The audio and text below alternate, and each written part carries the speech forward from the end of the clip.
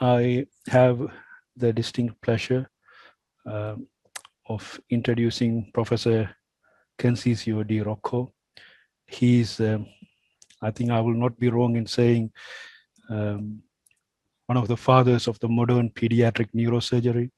I think his influence in pediatric neurosurgery, again, like Dr. Goodrich, does not have beginning or end.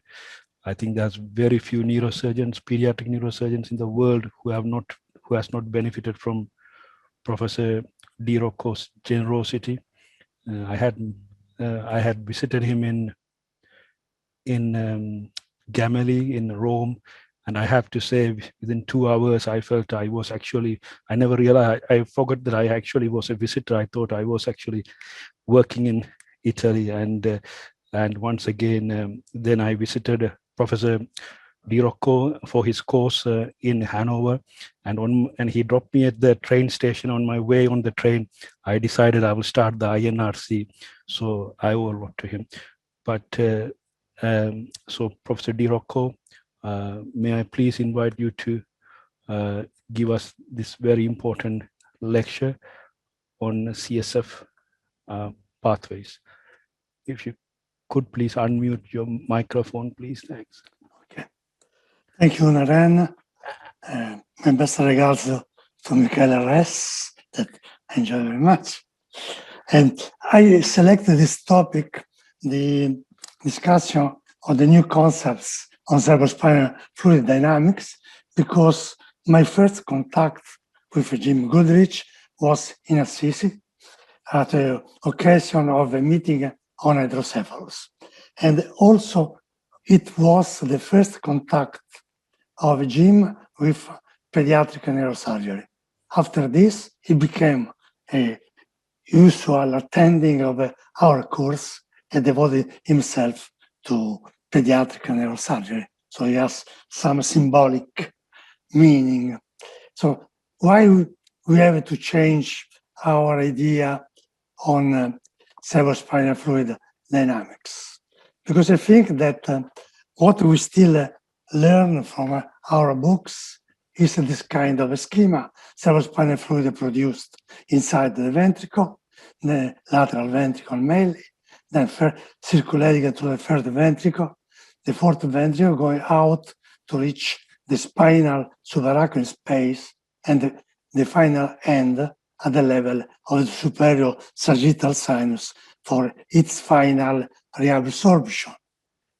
This is a kind of a concept of a cerebrospinal fluid circulating in specific cerebrospinal fluid pathways to be produced and absorbed by the devoted physiological structures has been accepted for more than 100 centuries after the work of Dandy that introduced this concept, and then also the concept of hydrocephalus.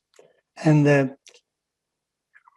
so this concept is in 1904 that an internal accumulation of fluid inside the ventricle, internal hydrocephalus, will follow either for increased cerebrospinal fluid production or decreased cerebrospinal fluid absorption by an obstacle inside the cerebrospinal fluid circulation or at the level of the superior sagittal sinus. And also this amount of fluid absorbed and produced during the day came from the study at that time. Then propounded that the cerebrospinal fluid absorption occur in the subarachnoid spaces by exposed capillaries of the pia mater and the arachnoid. But already at this time, this concept was challenged, and there were a lot of anatomical studies by Reed, by K. Restius, that demonstrate that there were not this kind of vessels that Dandy believed to be devoted to the cerebrospinal fluid absorption. But the credit that should be given to dandy is that for the first time, the accumulation of fluid inside the brain was considered a disease, but even more a surgical disease that could be treated. And you all remember his work on the cauterization of the choroidal plexus. So, since at that time, hydrocephalus was equivalent to an increased volume of the cerebrospinal fluid inside the skull.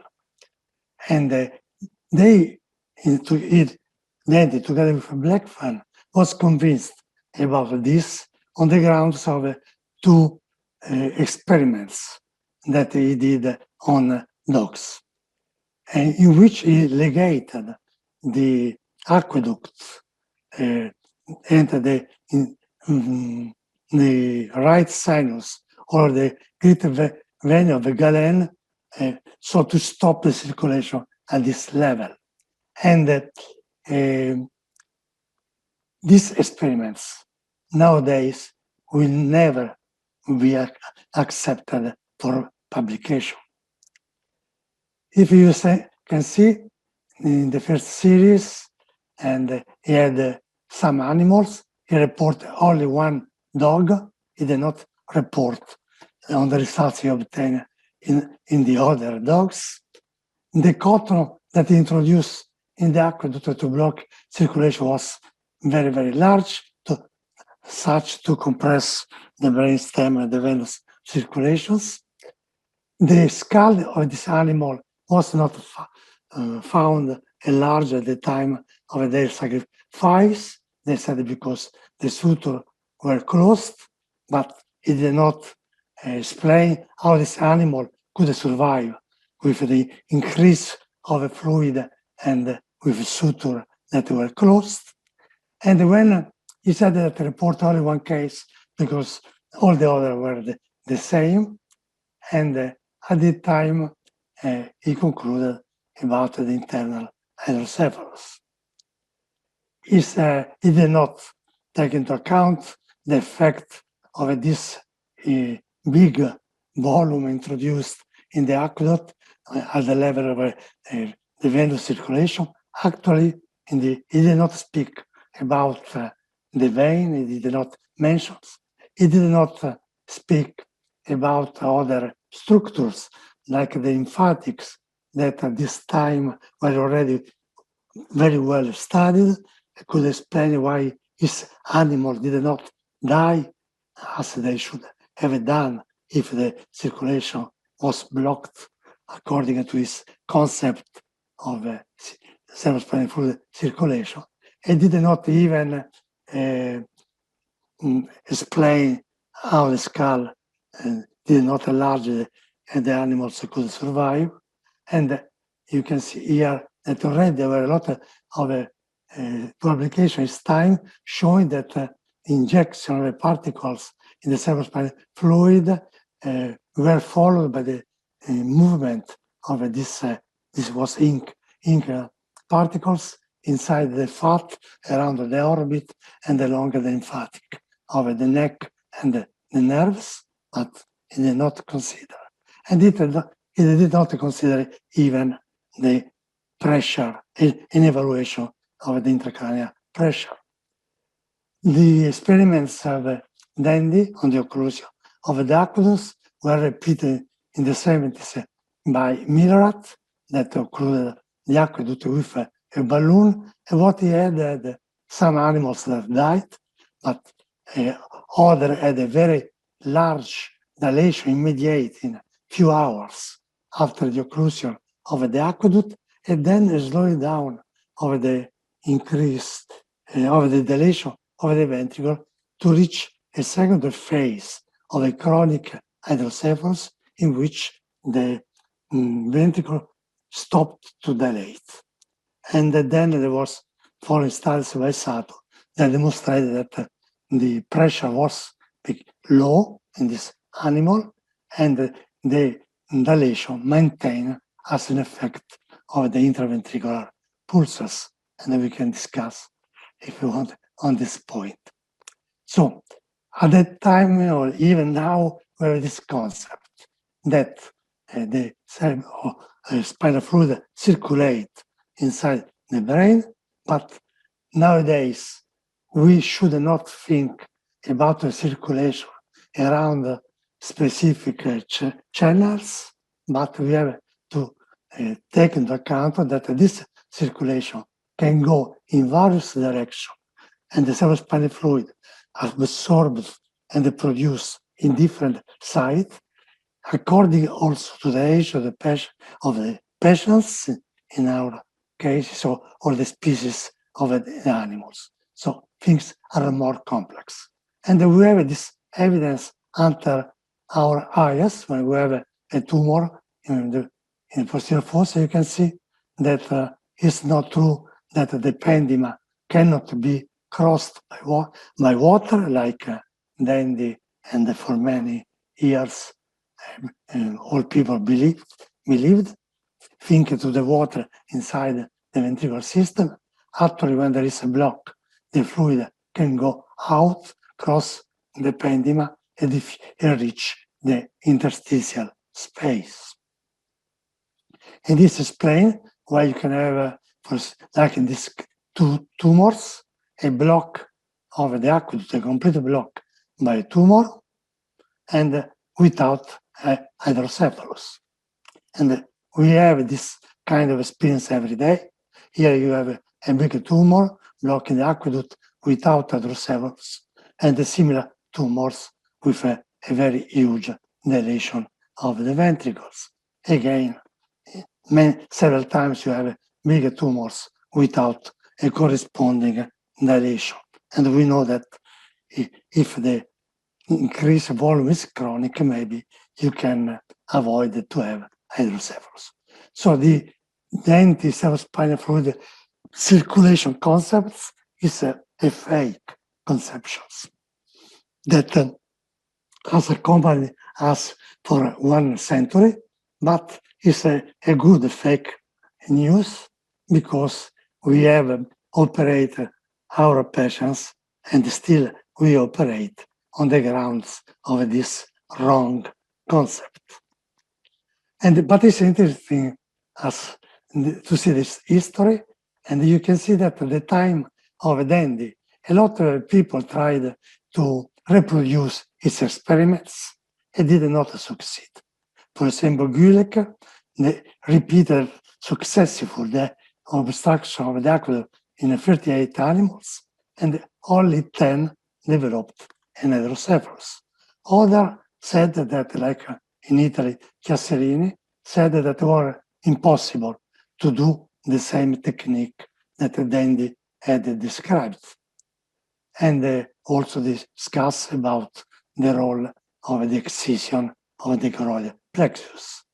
But the Dandy was more famous, Americans more stronger. All these experiments made in Europe were not taken into account. So we remain with this concept, the cerebrospinal fluid produced up in the head, going down in the third ventricle, aqueduct, spina, and then coming back. But this is completely against to what we see with our eyes. Every time you do an endoscopy and you open the floor of the third ventricle, you don't see the fluid escape down like you should have if the fluid is blocked inside the third ventricle and the pressure is high. On the contrary, you see fluid coming from the basal system inside the third ventricle. And nowadays, with a more sophisticated observation, you can see that this fluid going up when you do an MR studies. And there are a lot of experiments of MR observation that demonstrate this. No, if all of the cerebrospinal fluid, but moving upwards of the cerebrospinal fluid. So, which we know nowadays, hydrocephalus can occur for overproduction, obstruction of the flow. if the obstruction is outside the ventricle at the level of the superior sagittal sinus. We speak about communicating. We have become a little more sophisticated because we accept some more complex form that we call generically mixed of hydrocephalus that does not correspond to this model that we can have in spina bifida, in craniosynostosis. We coin the terms constrictive hydrocephalus when we have some impaired buffering of the cerebrospinal fluid because of a restriction in subarachnoid volumes, like in craniosynostosis. What we have abandoned this concept because very rare, but we still maintain this concept about the pathogenesis of the hydrocephalus, and we say that when cerebrospinal fluid cannot be compensated in their movements, this we can have hydrocephalus if the obstacle is inside the ventricular system, like in aqueductal stenosis or a tumor, or outside, like Chiari type 1 malformations, or obstruction in the peripheral subarachnoid space or in the spinal space because of a tumor, and there is a restriction of the volume of the meningeal spaces, like in the craniosynostosis. Or now we know that if we have an increased venous pressure, we can have an hydrocephalus. And we can have also an hydrocephalus when there is an increased in pulsation, even if there is no any obstacle in cerebrospinal circulation. This is the experiments that I did by increasing the cerebrospinal fluid with a balloon inside the ventricle, increase the pulsation without any obstacle in the cerebrospinal circulation. And you can see that we were able to produce an hydrocephalus without any obstruction in cerebrospinal fluid circulation. So summarizing the concept that we find in the book, we have cerebrospinal fluid produced mostly at the level of the coronary plexus and the brain, so inside the ventricle, from the ventricle circulation to the subarachnoid space, and then absorbed by the villi and the granulations into the superior sagittal sinus, or by minimal part by the lymphatics to go back in the venous system. But now we have the MR, so we can see a lot of evidence that this concept are wrong. If we don't see any accumulation of the fluid along the superior sagittal sinus in communicating hydrocephalus, we should have, if the block is at this level, we have fluid going outside of the ventricle when we have obstructive hydrocephalus, as said before. So we have this evidence that shows this movement of the fluid outside of the ventricle in the periventricular interstitial space of the cerebral parenchyma. And also some animals don't have any granulations. And one concept that is not taken into account is the concept that our brain is pulsating. If we have a circulation regulated by pressure, we should have a constant site of a major pressure from which the cerebrospinal fluid moves to sites of minor pressure. And so we have to have a constant gradient of the pressures from up high pressure to low pressure, which is not true. What we have in the brain is a pulsation, like all the other body, like the heart, like the blood circulation. Also, the spinal fluid has movements, intermittent values in pressures, and movements that go everywhere. And the MR studies show that this fluid is bidirectional, is turbulent, is not with one direction, like the old concept should say. But this is a concept that we should keep in mind, that we don't consider.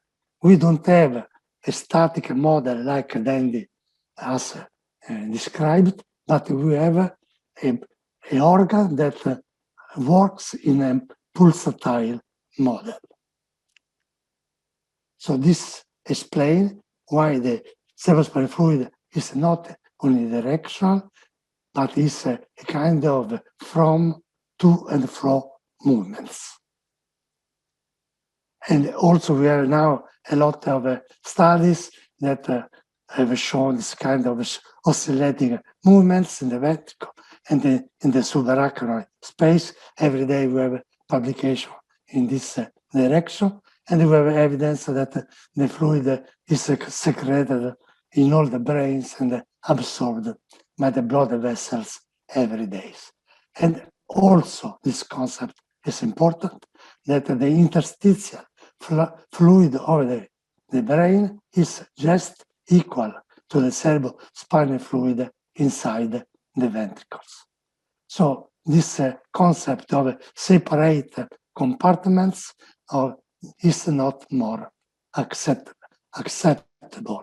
This compartments, interstitial fluid, vascular space, interstitial spaces, and the intraventricular space are all in entire unique system.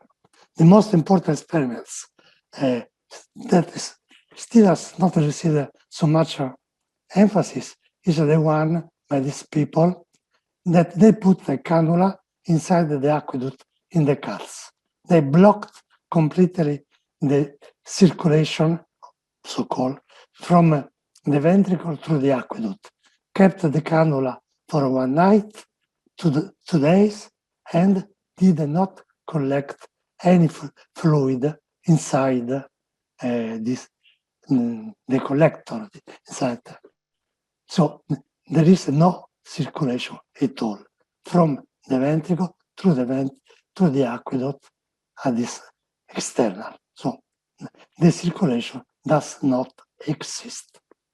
So how move the fluid displaces according to the gravity. So the most rapid movement are a bulk flow, so a mass of a fluid that changes when we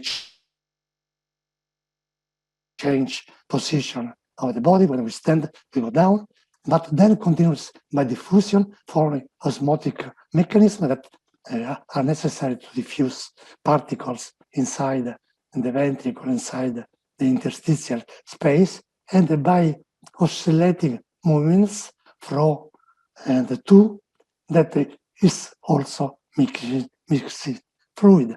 And this works, this kind of a complex movement in all the circulation, in all the conditions, physiological, pathological, in the edema, and so on. So through the virtual aerobic space, we have a complete circulation movement through the ventricles and the peripheral subarachnoid space, through the ventricles and the interstitial space of the brain, through the peripheral subarachnoid space, and the interstitial and the ventricular space. So we cannot no more have the idea of anatomical barriers, like Dandy believed, on that limit the fluid movements, depending on the ventricle, depending on the aqueduct, and so on. So they do not exist. So this is the hypothesis that we should do, we can propose nowadays. We have this situation from the vascular system. We have a movement through the vessels, through some capillaries vessels that are inside the virtual ovary space. The fluid moves from the vascular circulation in the interstitial space of the brain. From the interstitial space, they go inside the ventricles and vice versa. From the ventricular space, go in the interstitial space, and from the interstitial space, they move in the venous, again, in the venous circulation, again, through the virtual space. So this is what we have, production and absorption at any level, and no fixed pathways of cerebrospinal fluid circulation. So fluid produced by choroid plexus, by extrachoroidal sources, and we have a lot of studies that have found different way, a place of productions. Similar is absorbed everywhere by villi granulation. There are different species. We are different in infants and in adults or in old people. And we have also alternative routes along all the capillaries in the brain, in the perineural sheets of the cranial nerves, around the optical nerves, and then we can reach practically from the skull a lot of a place of extracranial spaces. So we have alternative routes to absorb the cerebrospinal fluids, which explain why the dogs of Dandy did not die. And the lymphatic system was studied by neurosurgeon McComb several years ago, but nowadays they are the object of a renewed interest. So we have this situation, 150 cc of fluid in the ventricle, 300 in the interstitial space and in the ventricles, and all these continuous exchanges in these different compartments of the brain.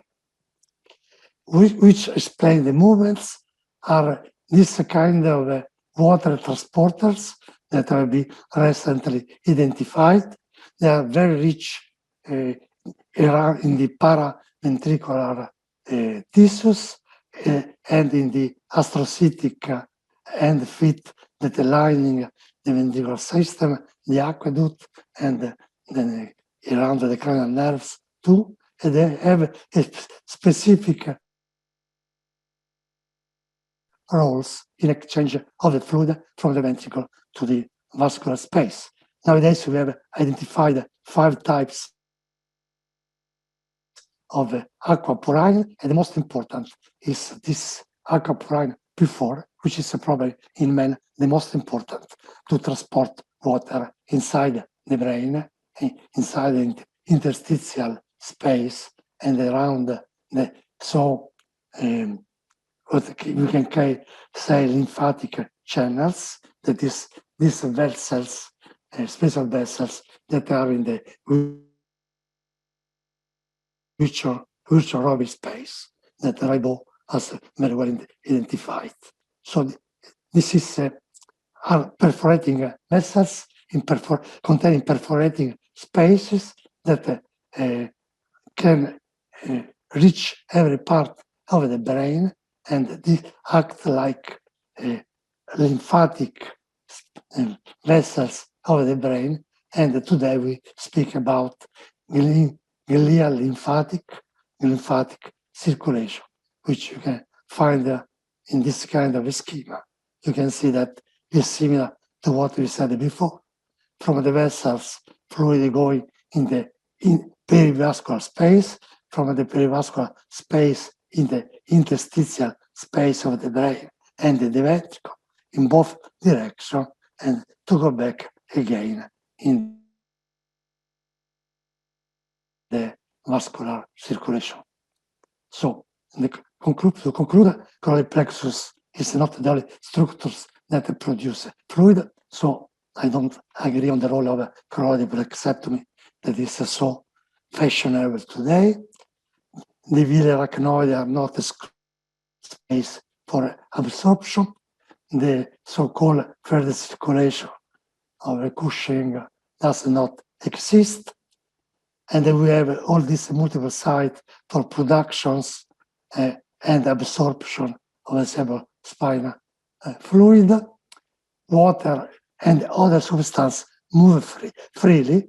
The fact that the ependyma was not permeable was just because the space used in the first in the investigation were too big to cross the ependyma to pass through the reaction of the cells, and the Aquaporins 4 is the most important mediator for the movement of the cerebrospinal fluid.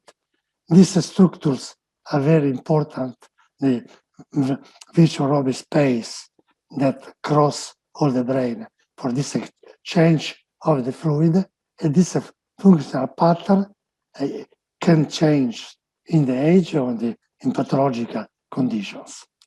I'm afraid that I'm not being so clear. You can find maybe a better explanation in this book that just came out. And I mentioned this book not only for vanity, but because there is one very nice chapter by Jim Goodrich on craniopacus, and so I'm a different way to recognize his scientific contribution after so many demonstrations of his human qualities. Thank you for the attention. Thank you very much, Professor Di Rocco. That was a very profound, important lecture. I think, and I will review it many times. The thing is that it's in terms of, as pediatric neurosurgeons, 60% of our work, as 60% or 70% of our work is hydrocephalus, but we still have not that, our understanding could be much better. And I think more we understand it, obviously we can treat hydrocephalus better and also try to find ways that we can avoid interventions. So thank you very much, Professor Di Rocco. It's a fantastic lecture. And regarding that book, textbook of pediatric neurosurgery, I have to say it is an absolute joy. I mean, it is an expensive book, but I tell you, it is just an unbelievable book. I have not pushed that book in the listserv because it's just an expensive book. But I tell you, it is. If you read one chapter, you will be hooked on that book. And Prof Di Rocco, once again, thank you for your lecture. Thank you for your lectures, and thank you for all what you do for pediatric neurosurgery. Thank you very much.